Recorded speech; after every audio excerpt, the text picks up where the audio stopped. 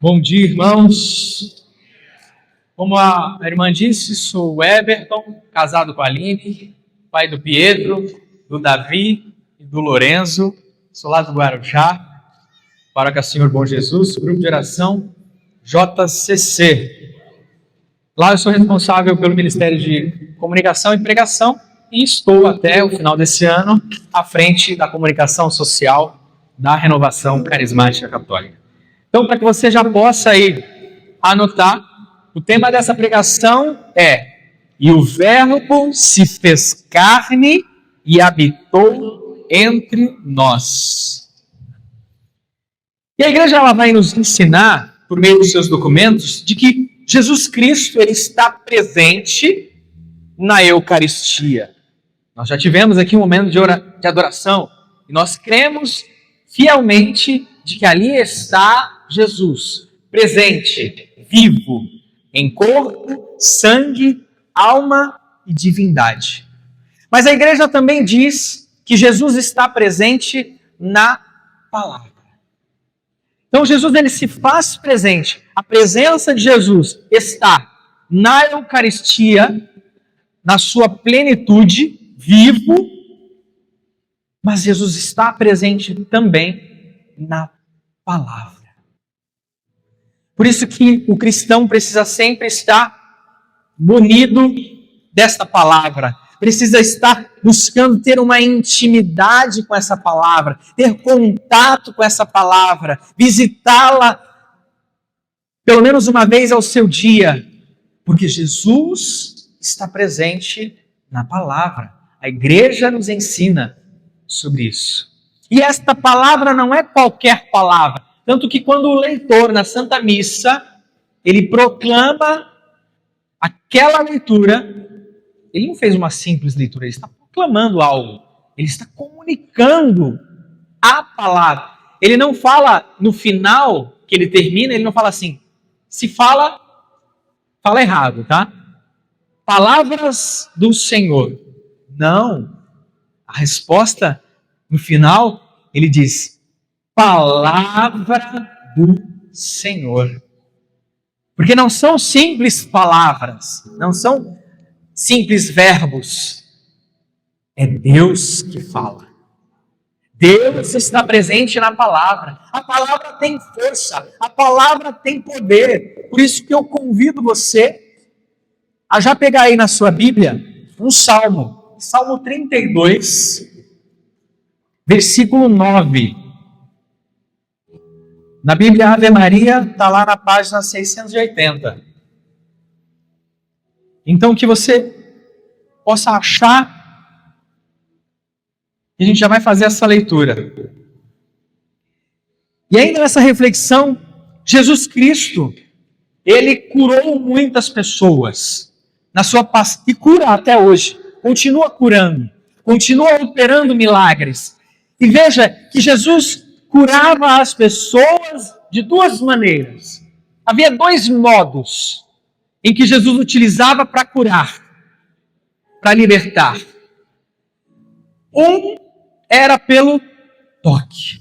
Jesus tocava. Ou a pessoa tocava em Jesus, ou era tocado por ele. A cura acontecia no toque físico. Mas grande parte dos milagres que foram feitos pela palavra. Jesus falava, Jesus ordenava, e a graça acontecia. O milagre acontecia por meio da palavra. Então, meus irmãos, a palavra tem poder, a palavra tem força. Quando você tem uma Bíblia na sua casa, Cristo está presente, Deus se faz ali. Deus se comunica por meio da sua palavra. E lá no Salmo 32, 9, vai dizer assim, porque ele disse, e tudo foi feito. Ele ordenou, e tudo existiu. Veja, porque ele disse, e tudo foi feito. Porque ele ordenou e tudo existiu. A palavra Já no Salmo, mostra a sua força. E ainda hoje, nós podemos ser curados por esta mesma palavra. Mas Deus, Ele nos enxerga, nos vê tal como nós somos. Deus, Ele é onipotente, onisciente, onipresente. Muitas vezes nós assimilamos a presença de Deus, assim como a gente olhava para aquele ostensório. Quando a gente olha para um ostensório, o que parece? Quando você olha para o ostensório, você lembra do quê? Do sol. Justamente. Jesus, ele é também tido como o sol. Mas veja, você consegue olhar fixamente para o sol? Quem consegue? Contemplar o sol e ficar olhando fixamente para aquele sol? A gente não consegue. Mas o problema está no sol? Não está. O problema não está no sol. O problema está na gente. A águia consegue. Por isso que fala visão de águia. A águia ela consegue olhar, ela consegue voar em direção ao sol. A águia tem uma visão muito potente. Nós não temos. Nós somos fracos, somos limitados. Deus conhece a nossa limitação. Nos conhece mais do que nós mesmos. Mais do que nós mesmos. Porque Ele nos criou por meio da sua palavra. Ele nos deu vida. E lá no Antigo Testamento, as pessoas tinham um relacionamento com Deus. Mas era um relacionamento diferente. Eles tinham um profundo respeito. Mas era um respeito tão profundo que era algo que se assemelhava ao medo. Lembra quando Moisés, não, conversa lá, fala com Deus, Moisés, leva até ele. Tinha medo de se colocar na presença de Deus. Porque aquela visão que se tinha, né, no Antigo Testamento, Deus era chamado de Elohim. Era assim que chamavam, era assim que se referiam a Deus no Antigo Testamento. E Elohim quer dizer poderoso. Elohim quer dizer poderoso. Então Deus era visto, entendido por aquelas pessoas como o poderoso. E Deus é. Deus é. Mas eles também chamavam de Senhor dos Exércitos. Também era assim que se referiam a Deus, soberano, poderoso, o Senhor dos Exércitos, aquele inatingível, inalcançável, incomparável. E Deus, Ele é tudo isso. Mas Ele não é só isso. Então existia no Antigo Testamento esta concepção de um Deus poderoso, de um Deus soberano, mas de um Deus distante. Um Deus que vivia lá, na realeza, no céu, na glória. Deus lá e nós aqui. O Deus que nos defende, o Deus que está conosco nas batalhas, como o Senhor dos Exércitos. E aí esse costume vai se passando entre os hebreus, e aí o judeu até hoje ainda tem esta visão de Deus. Tanto que no tabernáculo, onde Deus habita, que eles chamam de Santo dos Santos, lugar sagrado, onde está a presença de Deus, só o sacerdote, só o sumo sacerdote pode entrar no Santo dos Santos. Uma vez por ano, ele pode acessar e adentrar o santo. Só ele, o povo não.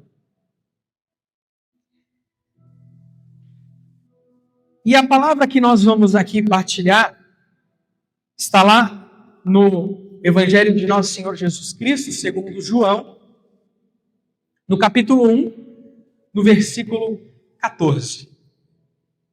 João 1, versículo 14. Convido você a pegar aí a sua palavra. E nesse versículo eu vou pedir para a gente fazer essa leitura juntos. Lá no 14 vai dizer, então vamos, eu convido você a ficar de pé nesse momento, para a gente proclamar esse evangelho com a dignidade que ele merece. Vai dizer lá no 14, vamos ler todos juntos. E o Verbo se fez carne e habitou entre nós, palavra da salvação. Mas veja que a gente já convido você a fazer essa comparação entre aquele Deus entendido pelo Antigo Testamento e o Deus que começa a se revelar aqui no Evangelho segundo São João. Vocês já começam a perceber uma diferença. São João, ele narra diferente esse começo. Tanto que ele nem é tido como um dos sinóticos. São João, ele começa lá no princípio. Se a gente for lá olhar no versículo 1 do Evangelho segundo São João, ele vai dizer, no princípio era o Verbo, e o Verbo estava junto de Deus, e o Verbo era Deus. Ele estava no princípio junto de Deus. São João é o que volta lá no começo de tudo. E aí lá no 14 ele vai dizer, e o Verbo se fez carne e habitou entre nós. Vocês já começam a perceber a concepção diferente que é dada a partir da encarnação. A gente já começa a entender o porquê Deus precisava fazer dessa maneira. Porque ele já havia se manifestado. E tem uma reflexão do padre Fábio de Mello sobre... Ele fala isso no livro O Discípulo da Madrugada. Ele diz assim, que quando Deus pede para Abraão levar Isaac até o monte, o padre fala, né? Que Abraão não entendeu o que Deus queria dele. Não entendeu de fato. Porque segundo a reflexão do padre Fábio de Mello, ele fala assim, Deus estava provocando em Abraão algo no sentido de que ele dissesse, Senhor, isso não faz sentido, porque o Senhor é um Deus de amor, porque o Senhor é um Deus que é todo amoroso, um Deus, isso que o Senhor me pede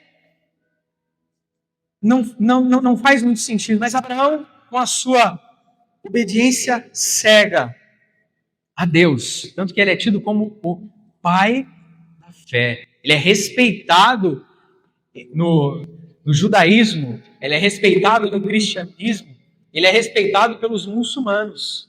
Tamanha a sua fé.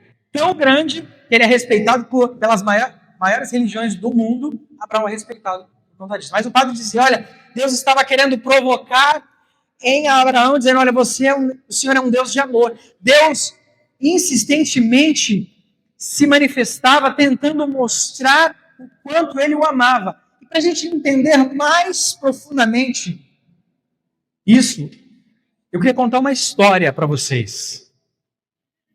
Essa história é de um homem que tinha um aquário. Nesse aquário ele tinha alguns peixes. Ele criava naquele aquário alguns peixes. Ele amava aqueles peixes. Ele colocava lá o aparelhinho para movimentar a água, para gerar oxigênio. Ele sempre estava cuidando daquela água. Ele sempre estava alimentando aquela água. ele sempre cantava para aqueles peixes, para deixar o clima mais harmonioso. Então, assim, ele tinha um carinho, um afeto, um amor profundo por aqueles peixes que estavam dentro daquele aquário.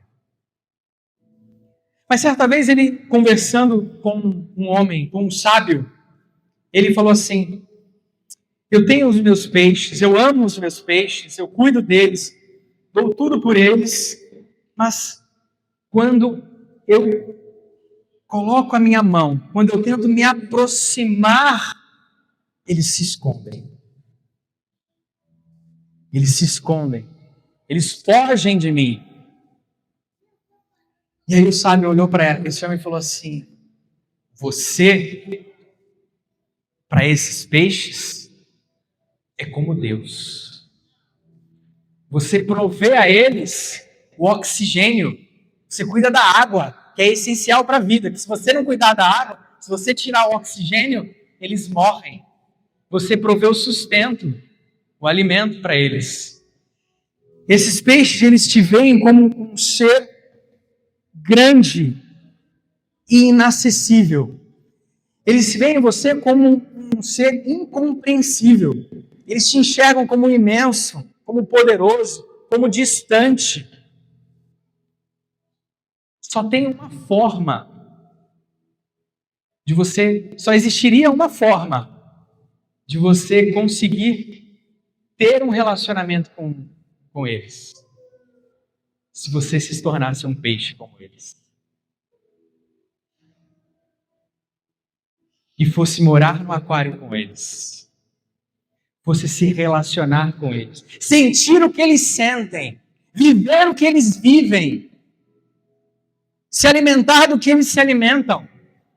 Aí, eles começariam a se aproximar de você. Aí eles te compreenderiam. Veja aqui, essa historinha é a nossa história.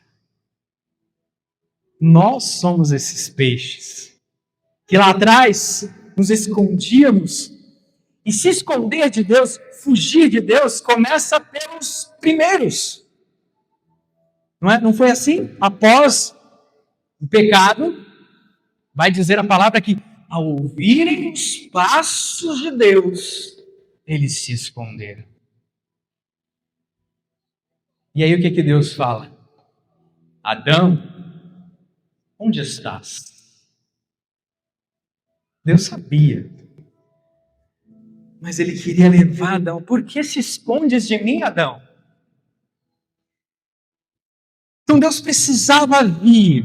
E aí este é o ponto crucial. O Verbo se fez carne e habitou entre nós. E o que é interessante é que qual era o nome do menino? Emanuel. O que quer dizer? Deus conosco. Então veja que Deus nos ama tão profundamente que quis estar conosco. Se fez carne, se fez na sua natureza 100% homem, a fragilidade humana estava em Jesus. Porque ele era 100% humano, 100% Deus. Mas era 100% humano. Sentiu o que a gente sente. Quando Lázaro morreu, ele chorou. Ele se entristeceu. Isso prova que Jesus sentia exatamente o que a gente sente. Com exceção do pecado, ele era igualzinho a nós. E aí depois, Jesus, a palavra Jesus quer dizer Yeshua. Deus salva. Deus entendeu que ele precisava passar para que nós conseguíssemos, porque Deus ele não quer tirar a nossa liberdade. Olha que curioso, Deus se esconde para se revelar. É um contrassenso, né? Se esconde, porque a grandeza, o Deus glorioso, soberano, estava escondido naquele homem. Jesus. Que muitos olhavam e entendiam, é um homem qualquer. É o filho, não é o filho do carpinteiro que está falando ali? É assim que eles se relacionaram? Deus, ele se despoja, ele se esvazia para poder nós conseguirmos ter um estado sem tirar a nossa liberdade. Porque diz que, uma vez eu ouvi um padre falar que estar diante da glória de Deus é algo tão grandioso, tão profundo, que seria algo similar a 1 bilhão em barras de ouro e de um lado de cá um pinico usado e falado, escolhe o que você quer. Seria isso. Tira a nossa liberdade, que é algo tão bom, tão profundo, que a gente não consegue escolher outra coisa. Tira a nossa liberdade. A glória de Deus. Veja que quando acontece a transfiguração, quando Jesus ele se mostra tal como ele é transfigurado, o que os discípulos falam? Senhor, deixa-nos fazer uma tenda para ti, outra para Moisés, porque é bom estarmos aqui. Eles não queriam mais sair daquele lugar. Eles estavam provando e vendo Deus tal como ele era. Mas Deus não queria que nós fôssemos atraídos por uma força maior que a nossa. Pela sua irresistibilidade. Deus queria que nós fôssemos atraídos pelo seu amor. Porque o amor é livre. O amor é livre. Na liberdade do amor, Deus quer nos amar. Não quer tirar a nossa liberdade. Ele quer se mostrar amoroso como ele é. Deus é amor, vai dizer o mesmo São João, mais adiante. Deus é amor. E veja que lá no Catecismo da Igreja Católica, no 458, vai dizer assim: o Verbo se fez carne para que, assim, conhecêssemos o amor de Deus. O Catecismo explica esse versículo. A explicação está lá, no Catecismo. O Verbo se fez carne para que, assim, conhecêssemos o amor de Deus. E o amor, vai dizer São João Paulo II, o amor verdadeiro é livre, total, fiel e fecundo. É isso que São João Paulo diz, que fala que o amor verdadeiro é livre, total, fiel e fecundo.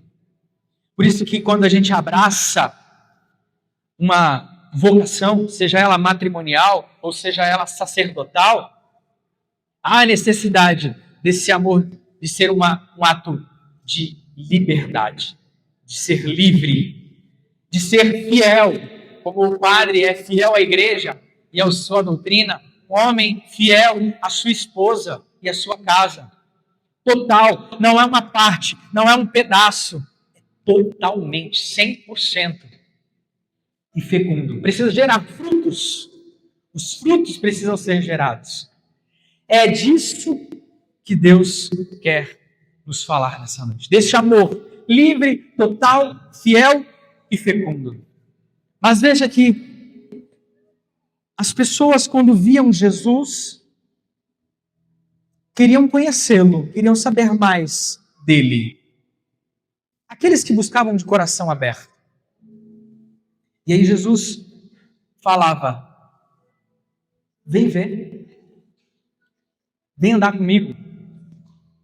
Ele chamava: quer me conhecer? Vem andar comigo. Veja que vai dizer lá, né, no 14, que ele estava cheio de graça e de verdade.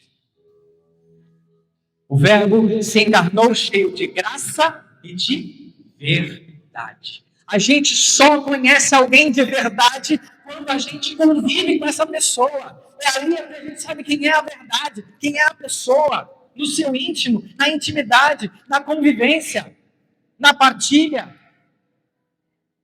Não é assim? Muitas vezes a gente olha uma pessoa pregando, nossa, que pessoa inteligente, que pessoa de unção, que pessoa... E às vezes a gente acha uma sessão quase um santo caminhando sobre a terra. Aí depois convive e vê que é um miserável tal como nós. Mas Jesus, ele não tinha miséria, não tinha pecado. Ele não tinha medo de vir me conhecer na intimidade. Porque ele sabia que quanto mais ele fosse conhecido, mais ele seria amado. Às vezes com a gente é diferente, né? Quando a gente mais conhece, a gente vai deixando de amar um pouquinho, porque a gente tem essa concepção errada do amor. Que o amor não é aquele sentimento de admiração, aquele sentimento de florido. Não, o amor é decisão. É escolher estar, mesmo sendo ele desse jeito, dessa forma. E aí eles começam a caminhar com Jesus, caminhar com esse verbo, caminhar com esse homem, o homem de Nazaré, e começam a perceber que nele havia algo diferente. Como aquela experiência dos discípulos de Emaús. Não nos ardia o coração enquanto ele falava? Veja, ali nós temos o homem, mas o que toca o coração daquelas pessoas foi o quê? A palavra. Eles andaram com o homem Jesus, mas quando ele falava, quando ele manifestava a sua palavra, é que o seu coração ardia. Ele fez milagres, né? Como um sinal de credibilidade. Jesus, ele não veio, a missão de Jesus não veio, o verbo não se encarnou para vir fazer milagres. E às vezes a gente se engana com isso. Deus veio à terra para fazer milagres. Não era essa a missão. Tanto que ele questiona, Nossa Senhora, não é a minha hora. Ainda não era a minha hora de fazer milagres. Essa não é a minha missão. Os milagres eram sinais para que as pessoas crescem nele, para que as pessoas acreditassem que ele era o Filho de Deus, o Filho enviado, o Verbo encarnado, o Deus presente, o Deus conosco. Então, devido à nossa limitação, Deus fazia milagres para que nós crescêssemos nele, para que nós tivéssemos uma experiência de fé com ele. Mas não era essa a missão de Jesus. Ele não veio para ser um milagreiro. Tanto é que, depois da multiplicação dos pães, quando ele percebe que o povo só estava vindo atrás porque queria pão e peixe, o que Jesus faz? Dispersa esse pessoal. Eles só querem o pão e peixe.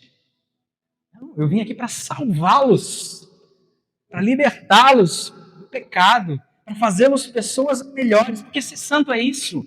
Ser santo é você buscar a sua melhor versão. Imagine você como um ser humano inacabado. Nós somos inacabados. Nós estamos em formação, nós estamos aprendendo, nós estamos evoluindo. E ser santo é quando eu atinjo ali o ponto alto dessa caminhada. Então a santidade nada mais é do que eu... Sabe, se a gente pega uma faca, qual é a finalidade da faca? Cortar. O ouvido, qual é a finalidade do ouvido? Ouvir. Mesmo que às vezes a gente use o ouvido para pendurar brinco, a gente usa o ouvido para pendurar o óculos, tem algumas outras utilidades que a gente arruma para o ouvido. Mas a finalidade, o propósito, a missão, o porquê ele foi feito é para ouvir. E às vezes a gente está sendo esse ouvido, a gente está se utilizando para pendurar coisas, a gente está sendo usado para escorar coisas, para escorar pessoas, para pendurar pessoas, para ser pendurado em pessoas, e esquece da nossa dignidade de filho. E por que nós viemos aqui? Para ser santos. Sejam santos como o nosso Pai é santo. Era isso que Jesus queria que eles entendessem. Tanto que Paulo vai dizer, né? Os gregos querem sabedoria, os judeus querem milagres, mas eu busco Cristo crucificado, porque ali Ele me salva, ali Ele me redime, ali Ele abre a porta do céu para que eu seja santo. E às vezes a gente está sendo como os judeus, atrás dos milagres, ou talvez como os gregos, querendo sabedoria, e esquece de buscar a salvação. Porque é por isso. E veja, ainda nesse paralelo entre o verbo que se fez carne e a sua palavra, a Santa Missa é o ponto alto da nossa vida aqui. A Santa Missa é o céu na terra. Aquele padre de Minas lá, Padre Léo, ele falava, eu não gosto daquela música que fala assim, não sei se a igreja subiu ou se o céu desceu. Ele falava assim, se você não sabe, tudo bem, canta. Mas é o céu que desce. A missa é o céu na terra. O céu desce. Ele fala, se você não sabe, beleza. Mas se você sabe, não cante mais, porque é o céu que desce. A missa é o céu na terra. E olha só que interessante. A missa é dividida em duas partes. Em duas partes. Galera que é coroinha aí, vou fazer um quiz aqui. A missa ela tem duas partes. Tanto que se você perder a primeira, nem adianta chegar, porque não vai servir aquela missa. Ela é dividida em duas partes que a gente chama de liturgia, que é o serviço. Você tem a liturgia da palavra. E você tem a liturgia eucarística. Veja, a palavra e a Eucaristia. A palavra e o verbo. Na verdade, a palavra é o verbo e a carne. O verbo encarnado. Está na Santa Missa. Naquele momento a gente... Mas, olha só. Aquela partícula, aquela que a gente estava olhando aqui antes de ser Jesus, era só pão. E o que é que faz com que aquele pão se torne Jesus? A palavra. O padre precisa proclamar aquelas palavras, aquelas mesmas palavras que Jesus disse naquela última ceia. Fazer isso em memória de mim. Tanto é que o padre fala exatamente a mesma coisa que Jesus falou. É igual. Ele olha. E às vezes eu falava, caramba, ele se entrega dando tanta missa, toda vez tem que olhar, porque isso aí eu já sei de cor. Mas ele precisa olhar para a palavra. Ele olha para a palavra e proclama a palavra. Porque a partir do momento em que ele se desconecta, ele pode colocar alguma coisa diferente. E aí é dele, já não é Deus. Por isso que a palavra ela tem que ser lida e proclamada na sua integralidade. Eu brinco com os leitores lá, quando troca a palavra, quando faz, eu falo, gente, pelo amor de Deus, aí é Cristo, é Deus que fala, é santo. Uma vez eu estava conversando com um leitor e fazendo uma reflexão, caramba, você virou uma chave aqui na minha cabeça agora. Eu sou leitor há muito tempo, mas nunca tinha pensado assim. Eu acho que você tinha que dar uma formação lá e tal, porque as pessoas não têm essa consciência. E às vezes a gente não tem. Eu, por muitos anos, não tive essa consciência da força que a palavra tem. E aí, tem uma questão, né? A palavra, ela ecoa. E quantas vezes a palavra de Deus ecoou nas igrejas, ecoou nos rincões, ecoou nas santas missas, nos grupos de oração, em vários lugares, e nós apenas ouvimos. Veja que ouvir e escutar não é a mesma coisa. Não são iguais. Ouvir se remete ao sentido de audição. Aquilo que o ouvido capta. Ouvir um barulho. Ouvir um barulho, não sei de onde vem nem para onde vai. É o sentido do ouvido de captar. Já o verbo escutar, ele corresponde a ouvir com atenção. Ouvir com atenção. Tanto que você não me escuta, as mães falam, os pais, eu falo, você não me escuta. Você ouve, mas não escuta. Então, essa é a grande diferença entre ouvir e escutar. E a maior diferença entre ouvir e escutar está no que acontece após o indivíduo receber esse som. Sabe aquela expressão? Entra por um ouvido e sai pelo outro. Quando eu escuto, eu faço como Maria. A palavra não vai dizer que Maria escutava e guardava tudo em seu coração. E olha só, vocês sabiam que na palavra do Novo Testamento fala de Deus Pai?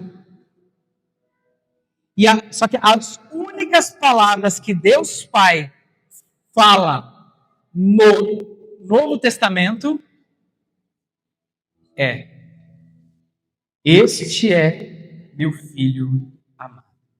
Escutai o que ele diz.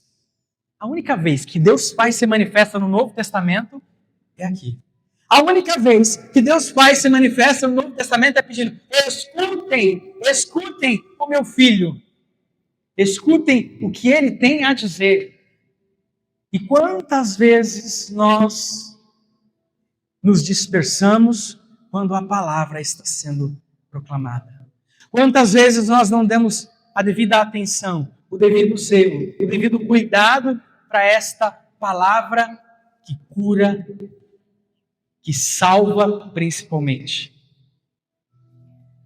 E Jesus também disse isso. Lá em Lucas 8, 21. A gente já ouviu essa passagem muitas vezes, mas a gente só foca numa determinada coisa. Eu quero que vocês olhem para esse mesmo versículo e foquem em outra. O versículo é esse: minha mãe e meus irmãos são aqueles que ouvem a palavra de Deus e as põem em prática. Quando a gente lê, só aquela conotação protestante. Jesus não deu tanta atenção. Mas veja o que Jesus está dizendo aqui.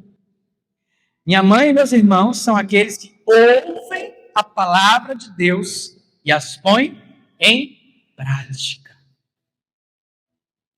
E é isso que a gente tem que entender. O verbo é a palavra.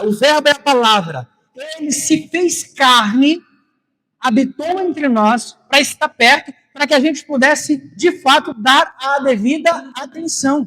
Por quê? Nós somos mais convencidos por aquilo que a gente vê do que por aquilo que a gente ouve. Lá no Éden, Deus fala para não comer do fruto da árvore. A serpente mostra, enche os olhos e aí ela acaba. Então Deus entendia que nós precisamos. Eles querem ver, eles querem ter contato, para que aí sim eles possam ser convencidos, para que aí sim eles possam entender a grandeza do meu amor. Por isso que a Eucaristia é o mesmo Cristo, é o mesmo Jesus. Há a necessidade de nós olharmos, avistarmos para o adorá-lo. Não porque, lembra do sol? É uma necessidade de Deus. A necessidade é nossa. Por isso que a igreja, sabiamente, trabalha com símbolos, ícones. Porque a gente precisa, porque nós somos contempladores. A nossa essência, o nosso interior é de contemplar. Porque esse desejo de contemplar, esse desejo de admirar, é a alma desejando Deus. Porque lá na eternidade, é isso que nós vamos viver. A contemplação. Nós não vamos querer outra coisa. E a gente já vive isso. Você vê aquele pôr do sol,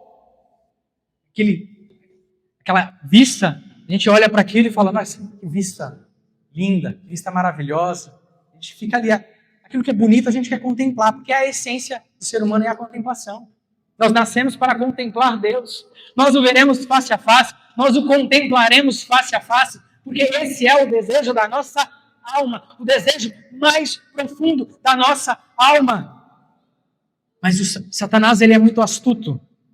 Ele, entendendo que nós somos seres contempladores, de que nós somos seres visuais, ele utiliza muitas vezes o celular para a gente desviar o olhar.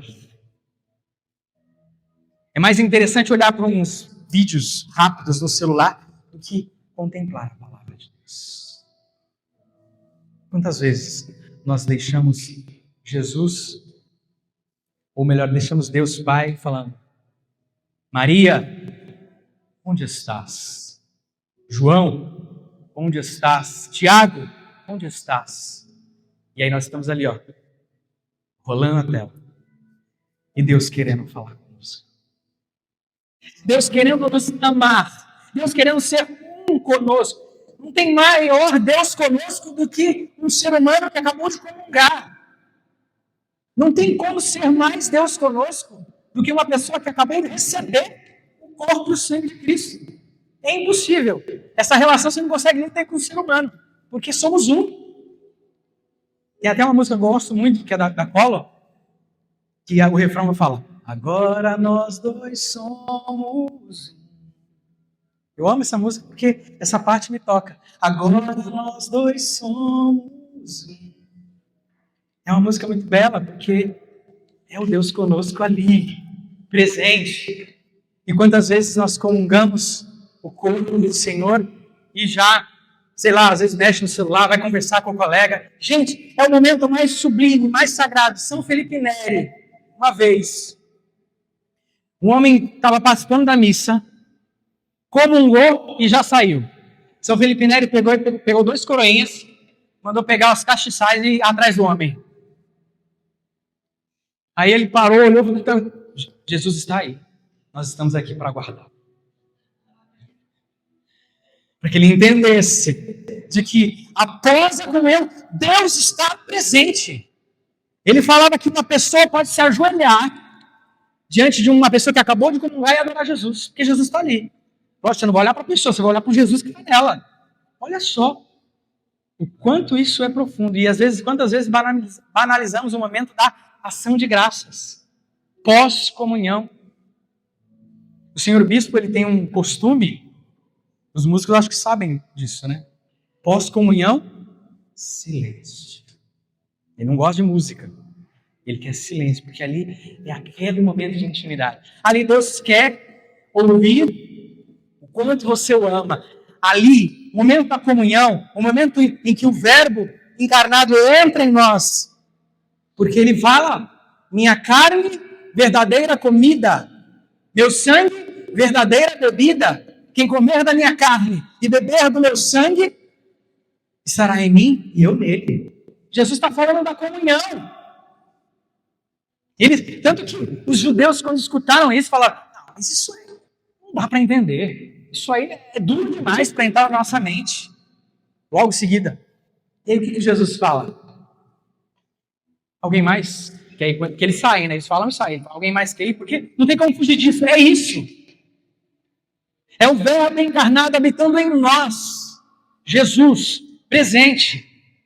E veja aqui, o Papa Francisco, numa das suas catequeses, ele disse assim: o Senhor semeia sempre sua palavra. E aí o Papa vai dizer: ele pede somente um coração aberto para escutá-la de boa vontade, para colocá-la em prática. Palavras do Papa. E aí ele continua: as 2 condições para seguir Jesus são, veja, o Papa dizendo, as 2 condições para seguir Jesus são escutar a palavra de Deus, primeira, e colocá-la em prática, a segunda. As pessoas podem duvidar daquilo que você fala, mas elas nunca poderão duvidar daquilo que você faz.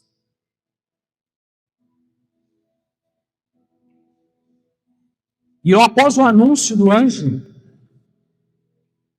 quando o anjo aparece para Nossa Senhora, ela diz assim: faça-se em mim segundo a tua palavra. O mesmo verbo que foi utilizado lá no Gênesis, no faça-se, e tudo foi criado, é o verbo que é usado por Maria, do que faça em mim segundo a tua palavra. Será que nós já rezamos assim alguma vez? Será que nós já rezamos como Maria, ao ponto de dizer: Senhor, faça-se em mim segundo a tua palavra? Porque a gente tem que pedir. Pedis e recebereis. Então, às vezes, Deus quer nos dar a graça. Deus quer nos conceder a graça. Mas a gente não pede. E aí eu lembro de uma história que o padre Paulo Ricardo contou uma vez. Tinha um convento fechado, estava passando por uma crise na época. Aí tinha umas freirinhas enclausuradas. Estavam passando por uma dificuldade e elas gostavam muito de tomar café. No finalzinho da tarde, tomar um cafezinho. E acabou o café, não tinha mais café. E aí uma determinada freirinha ousada entrou na capela, se colocou diante de Jesus e começou a rezar. Mas dentro da sua oração ela falava assim: Senhor, nós estamos aqui. Nós estamos dedicando a nossa vida. Nos entregamos completamente. E o Senhor não nos dá nem um pouquinho de café? Era uma oração sincera. E aí diz que, dali a um tempo, ela sai, bate um homem na porta, ela abre, e moça, olha, eu vim aqui deixar uma saca de café para vocês. Quem mandou o senhor? Não, ninguém mandou, eu vinha passando, e eu vi que aqui tinha um convento, senti no meu coração de que eu deveria fazer esse ato de caridade com vocês. Então, se a gente quer que Deus faça em nós, que a sua palavra faça em nós efeito, a gente tem que desejar. A gente tem que pedir isso. Porque a oração do justo, Deus atende. E eu já tenho uma pregação que eu fiz de oração, não dá tempo para discorrer, mas tem oração infalível. Tem oração que, se feita, não tem como Deus não atender. Toda oração vai ser atendida, desde que o seu fim último te leve à santidade, te leve para o céu. Se você olhar para o Pai Nosso, você vai ver o modelo de oração. Tudo que está ali dentro do Pai Nosso nos leva a nos alimentar do que é necessário e de nos livrar daquilo que nos impede. De uma coisa só, chegar no céu. O Pai Nosso se resume isso. Primeira parte, do que eu preciso para seguir a minha caminhada de fé. E a segunda parte, do que eu preciso me livrar para seguir a minha caminhada de fé. Porque o objetivo final do Pai Nosso é o céu. É chegar no céu. E assim, confiantes nessa palavra. Veja que nós refletimos sobre o Evangelho. O catecismo já nos lançou luz. Esta palavra já ecoou nesta igreja. E agora nós precisamos fazer um momento de interiorização dessa palavra. De tudo aquilo que nós escutamos. Para que de fato esta palavra, esta verdade que não é minha, não é palavra do Everton, miserável e pecador. É palavra de Deus. É aquela palavra que tocava os corações. Aquela palavra que de tudo foi feito. E aí veja, lá no Salmo que a gente leu, falava justamente isso. Eu quero finalizar essa pregação com a palavra que eu iniciei. Lá no 9, 32:9, diz assim: porque ele disse e tudo foi feito. Porque ele ordenou e tudo existiu.